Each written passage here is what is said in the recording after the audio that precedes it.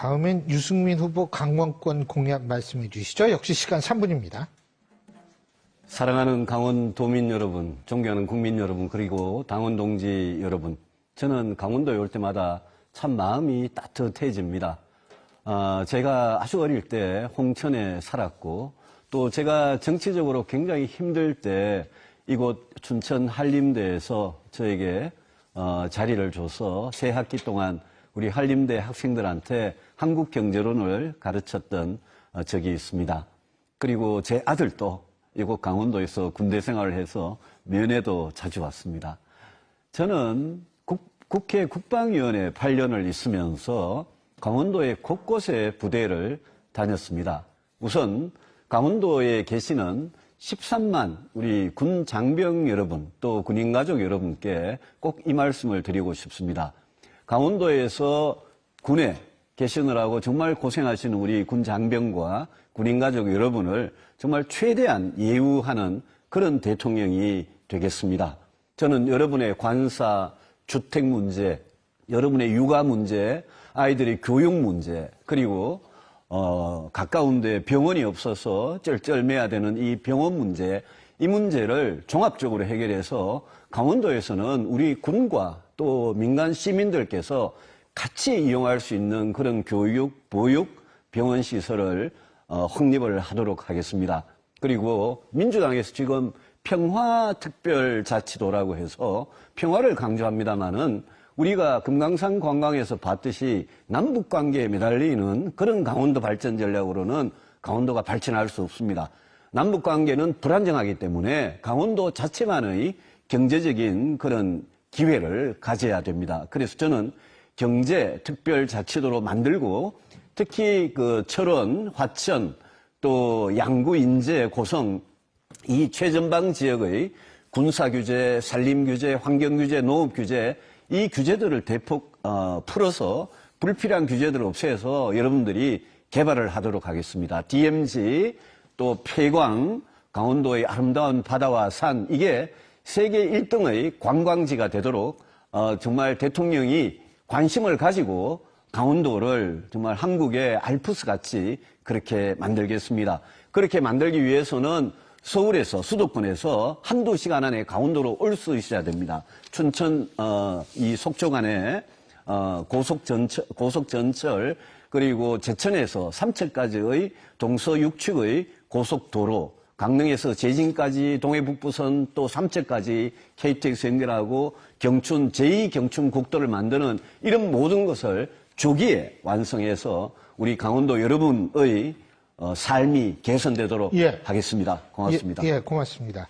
홍준표 후보님, 안보 관련해서요.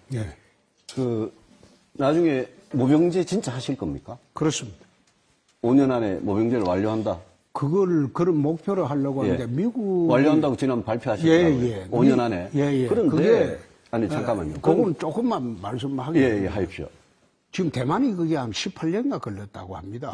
독일이 10년 걸리고 그리고 미국이 5년 걸렸다고 합니다. 단계적으로 전환을 하는데 그래서 제가 집권 기간 내에 5년 내에 한번 추진을 해보려고 저는 뭐 몇 년 걸리냐 이 질문을 드리는 게 아니고 우리 안보 현실에서 홍 후보님은 누구보다도 안보에 대해서 굉장히 강조를 하시는 분인데 우리 안보 현실에서 모병제로 가는 게 맞느냐. 저는 뭐 모병제 반대거든요.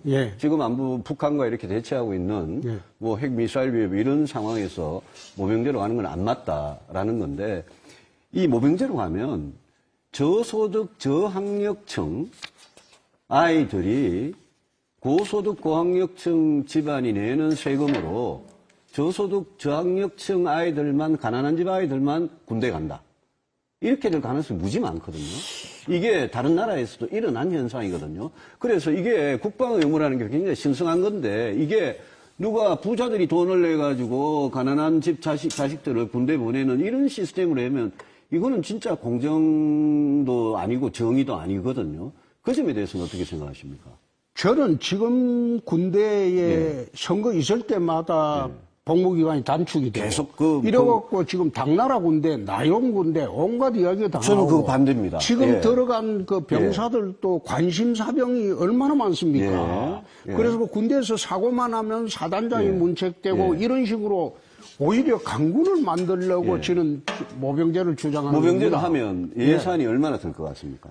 예산이 지금 보니까 토탈 하려면 한 10조 정도로 봅니다. 10조 정도로 국회 봅니다. 예산처에서 네. 그걸 했는데 지금 국방 예산이 한 1.5배가 들어간다. 30만 정도의 모병제를 한 국방 예산 지수라는 게 있는데 아십니까? 그게 병력 1인당 국방 예산을 그 나라의 1인당 GDP로 나눈 겁니다. 그게 우리나라가 제일 낮습니다. 징병제 하는 다른 나라도 우리나라보다 높거든요. 모병제 하는 나라는 우리보다 한 두세 배 됩니다. 그래서 모병제를 하면 문제가 예산도 문제고, 그 다음에 이 사람들이 과연 30만이라, 지금 55만 아닙니까? 그렇습니다. 30만 군대라도 유지할 수 있느냐, 오겠냐, 이 문제가 있거든요. 저는 그 이야기를 하면서 그렇게 생각합니다. 아까 그 가난한 사람과 간다 이랬는데, 사실 미국의 지원병 제도도 미국의 사실 탑 클래스 사람들 자제들도 갑니다. 미국은 역사적으로 보면 오락가락했어요. 오락가락했는데 전쟁이 나거나 베트남 전쟁이 나거나 2차 대전이 나거나 이럴 때는 부잣집 애들이 군대 안 가려고 많이 빠졌죠. 글쎄요. 그거는 저는 뭐 그럴 수도 있겠다 이런 생각이 들지만은 꼭 그렇게 전개되지는 않을 것이다. 그리고 두 번째 이거는 강군을 좀 만들었으면 좋겠다는 겁니다. 강군을 징병제라고 그게 군에 정말 복무를 하고 일당백의 병사가 되기 위해서 알겠습니다. 들어오는 사람들만 가지고도 나라를 지킬 수가 있다. 요거는 저는 그 생각입니다. 1대1 토론할 때 또 제가 물어보기로 하고요. 아까 우리 원 후보님 교육 공약 물어보셨는데 정시 100% 하겠다 이랬었잖아요. 대입을. 정시 100% 하면 그럼 뭘 한다는 겁니까? 수능만 가지고 한다는 겁니까? 아니면 내신 안 합니까? 내신 안 하려고 합니다. 내신 안 하고 수능만 가지고 100% 한다. 그렇습니다. 그 정시 100% 하는 것도 두 가지 방법이 있거든요. 하나는 수능만 가지고 100% 하고 아니면 수능하고 내신을 섞어서 뭐 5대5로 섞든 몇 대 몇으로 섞든 그렇게 하는 방법이 있는데 만약 홍 후보님 같이 수능만 가지고 100% 정시를 한다. 나머지는 대학 입시 제도 다 없앤다. 그게 홍 후보님 그게 공정한 방법 같아도 그렇게 되면 발생할 수 있는 부작용이 또 엄청날 거란 말이에요. 강남 8학군에다가 거기 아파트값 올라가고 교육의 다양성 없어지고 학교 교육은 완전히 황폐화되고 그러면 애들이 내신 없어지는데 아이들이 왜 학교 공부를 왜 합니까? 내신이란 문제를 왜 제가 없애려고 하는가 하면 내신 제도를 가지고 정교조가 학생 장학의 수단으로 지금 사용을 하고 있기 때문에 문제가 커진다. 그래서 그래서 저는 모든 게 홍 후보님은 정교조, 노조 문제는 모든 게 민노총인데 그렇게만 볼 수 없다고 생각합니다. 이 시각에 대해서 윤 후보님께서 이렇게 말씀하셨어요. 보편적 복지 분야는 현금 지급을 지양하고 사회 서비스 중심으로 구축하겠습니다. 이렇게 말씀하셨는데 현금 복지를 지양 안 하면 그러면 지금 있는 수많은 현금 복지들은 윤 후보님은 다 없앱니까? 어떻게 됩니까? 30초 드리겠습니다.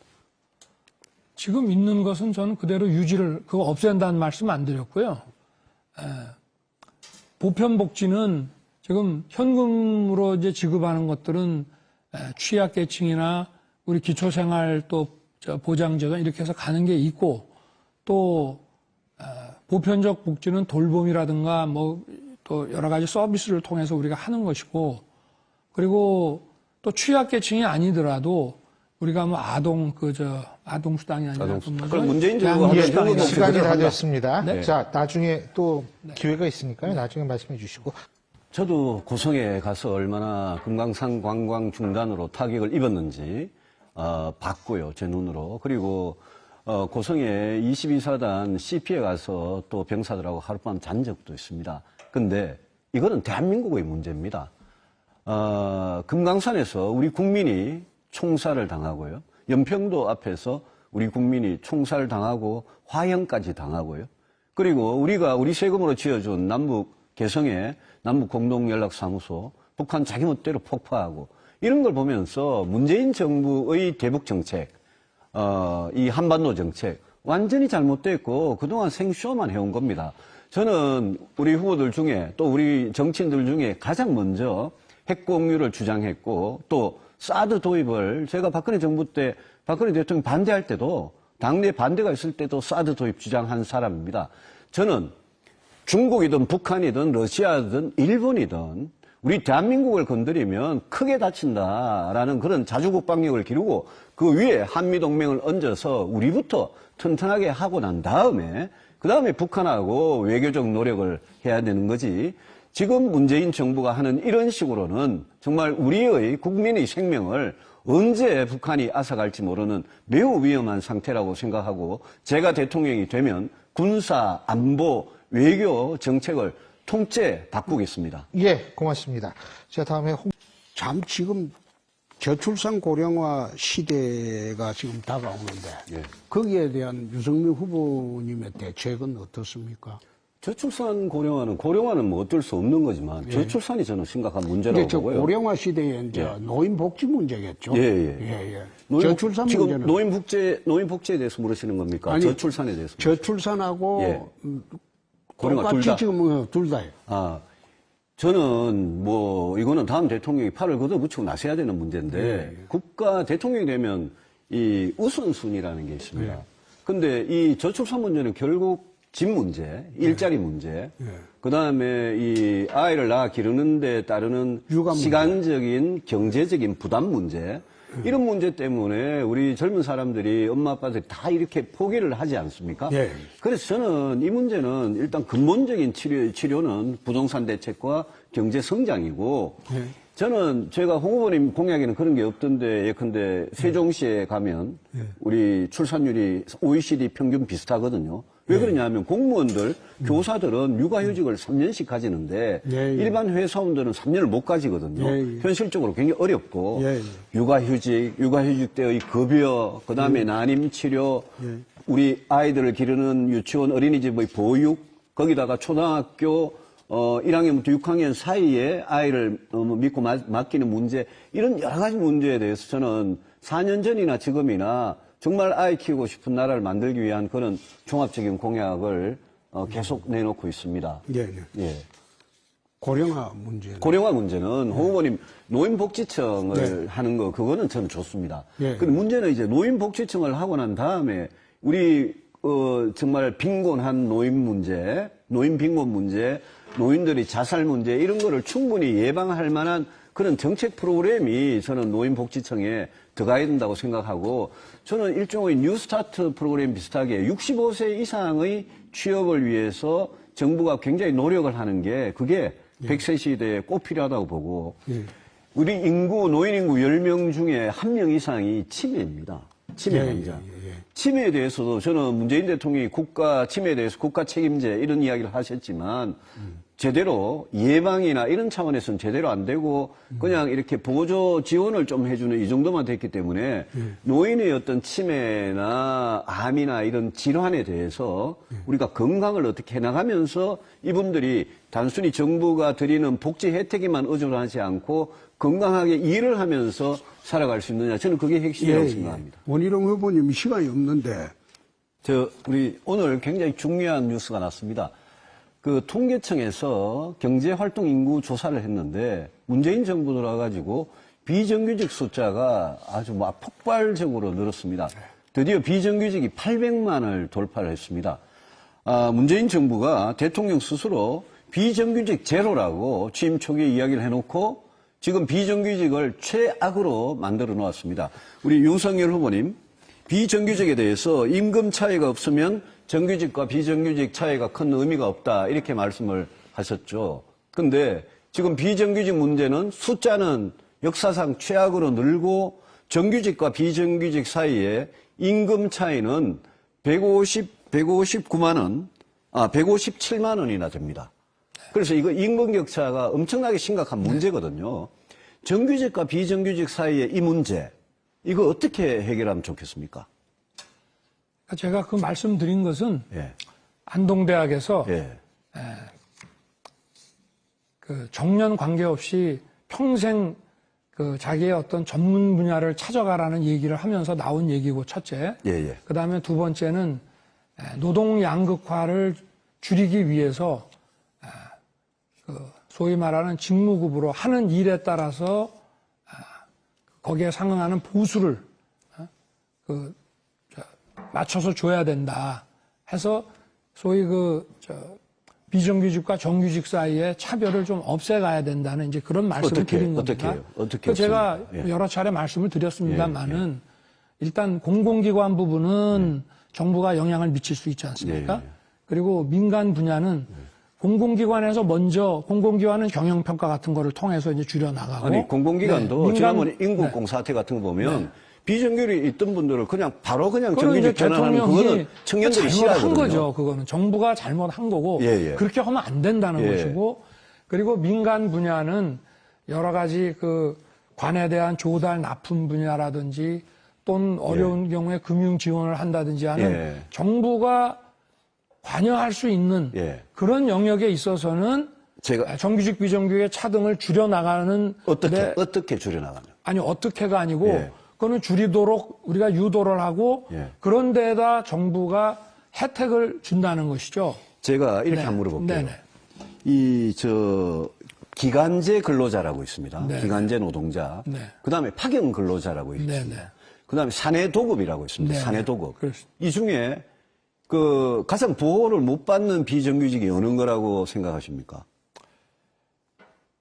다 마찬가지인데 저는 오히려 그 사내 도급이 좀 어렵지 않나. 사내 도급이 회사 안에서 어려운 일만 사내 도급이 네. 어떤 어려움이 있느냐 하면요. 네. 사내 도급이 임금을 차별해도 그렇죠. 그러니까 우리가 동일 노동 동일 임금 아닙니까? 네. 그걸 지켜야 되는데 기업들이 이거를 직무라는 거를 거의 뭐 동일 노동이라는 게 회사 안에서 존재 안 하게 네. 굉장히 좁게 해석을 해가지고 사실상 동일 노동인데 동일 임금을 안 주면서 정규직 비정규직 예컨대 뭐 무슨 자동차를 만드는데 왼쪽에서 왼쪽 바퀴 끼는 사람 오른쪽 바퀴 끼는 사람이 한 사람은 정규직이고 한 사람은 비정규직인데도 임금 격차가 엄청나게 나는 거를 회사 기업들이 교묘하게 피해가거든요. 그래서 이런 부분은 이런 부분은 사내 도급에 대해서 오히려 이런 거는 정부가 더 임금을 차별하지 말라는 규제를 더 엄격하게 하고. 그거는 해야죠. 그죠? 네. 그다음에 이 원청에서 하청으로 갈 때